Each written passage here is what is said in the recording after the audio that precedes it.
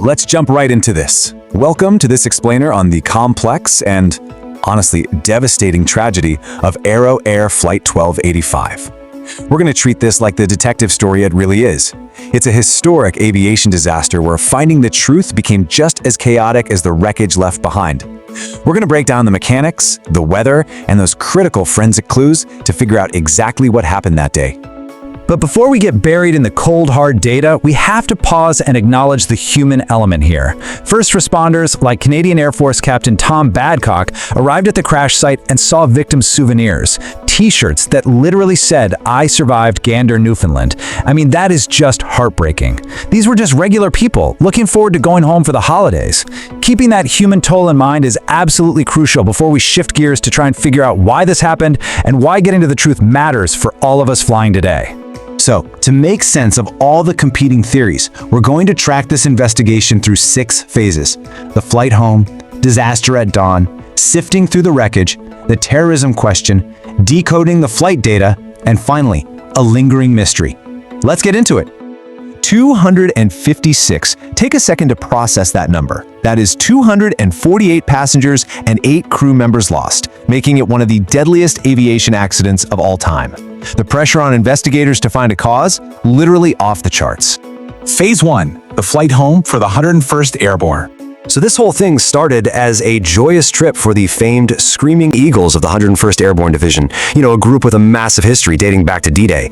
They had just finished a grueling 5.5-month deployment in the Sinai Peninsula. They were on the final leg of a 10,000-kilometer journey from Egypt, and they were so anxious to get back to Fort Campbell, Kentucky for the holidays. The military had chartered an Aero Air DC-8 to get them there, which, by the way, is a super common and cost-effective way to transport troops. Phase 2, disaster at dawn in Gander, Newfoundland. What was supposed to be a routine refueling stop quickly turned into an absolute nightmare. Let's look at the timeline here. They land in Gander at 5:30 a.m. After a standard 90-minute turnaround for fuel and checks, they're cleared for liftoff on runway 22. Now that was Gander's longest runway. At 6:46 a.m., they lift off, but just 51 seconds later, there's this sudden, massive speed drop. The first officer actually notes the plane is flying like a pig, which basically means it felt incredibly heavy and just wasn't responding to the controls. Moments later, they crash into a heavily wooded area less than a half-mile from the end of the runway.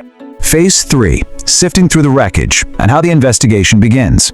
Canadian Aviation Safety Board investigators arrived hours later to a literal 30-foot-high field of burning metal, and almost immediately, they hit a massive brick wall. They found the black boxes, but the aircraft was using this totally outdated foil flight data recorder. Instead of the newer digital ones that track hundreds of data points, this ancient system basically just scratched data onto a piece of stainless steel foil. It gave them just 4 basic parameters. Talk about looking for a needle in a haystack. And to make things even worse, the cockpit voice recorder was busted.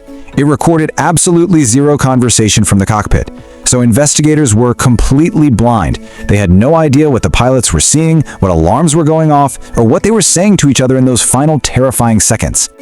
Phase 4, the terrorism question, and those competing theories. Now keep in mind, this was 1985. Middle East tensions were sky high, especially after the Beirut barracks bombing just 2 years prior. So when an overseas U.S. consulate got a call claiming the group Islamic Jihad was responsible, well, that shifted the whole investigation. But forensics stepped in. The Royal Canadian Mounted Police thoroughly tested suspicious items from the site and completely ruled out an explosion. No chemical residue, no bomb residue. Plus, there was zero debris found between the runway and the impact point, which tells us the plane hit the trees entirely intact. So, scratch the terrorism theory, this was all about the aircraft itself. Which brings us to the icing anomaly. Was weather the main factor? Investigators started looking really closely at the severe freezing rain in Gander that morning. The ground crew confirmed the plane picked up ice on its way in, but the pilots decided not to de-ice before taking off. Now look at this comparison. Another flight, a Boeing 737, flew into the exact same icy conditions. They chose to de-ice and they took off perfectly fine. Aero Air didn't de-ice and crashed. But here's the twist. A third flight, a VC-10, was on the ground for 50 minutes, also did not de-ice, and took off safely right around the same time. So while ice on the wings was highly probable, this comparison proves it couldn't have been the one single silver bullet cause. It's almost never just one thing, right? Phase 5. Decoding the flight data for those final clues. Desperate for any solid answers, the team squeezed every drop of info out of the wreckage. They actually found the airspeed indicator in the cockpit debris. The little physical marker on it, the bug, was manually set to 144 knots. That proves the pilots knew exactly what speed they needed to hit to pull back and lift the nose. And the limited flight data showed they actually reached 167 knots before something catastrophically robbed the plane of its momentum and they dropped below normal flying speed. To figure out why they lost speed, investigators literally turned to the trees. Using photogrammetry, which is a way to make 3D maps using photos, they measured the exact heights of 378 clipped trees at the crash site. This painted a terrifying picture. The DC-8 was in an aerodynamic stall. The engines were running, but the wings had completely stopped generating lift. The plane was banking right, the nose was radically high, and it was falling fast. Plus, acceleration data proved it took an extra 1,000 feet just to get off the ground in the first place. So, a sluggish takeoff definitely points toward icing. But again, is it the whole story? They checked the flaps. Were they set wrong? Nope. The wreckage proved they were correctly locked at the normal 18-degree takeoff position. With the flaps rolled out, the team packed up all the engines and sent them off to a lab in Ottawa, just to see if a mechanical failure somehow compounded the icing problem. Phase 6. A lingering mystery and the demise of the Casby. Ultimately, the sheer lack of digital data and that totally silent voice recorder meant they just didn't have all the puzzle pieces. This massive void of information sparked a bitter controversy between two distinct camps: mechanical failure versus icing. And honestly, this lack of consensus destroyed the Canadian Aviation Safety Board itself. When technology fails us and history gets fragile because of missing data, how do we ever find absolute closure after a tragedy this profound?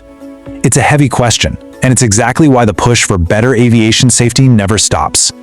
Thank you so much for joining me to unpack this source material today. I really hope this explainer gave you a clearer picture of this incredibly complex mystery. Thank you for watching The Flight Decoder. Subscribe for more authentic aviation investigations. Like this video, share it, and leave your thoughts.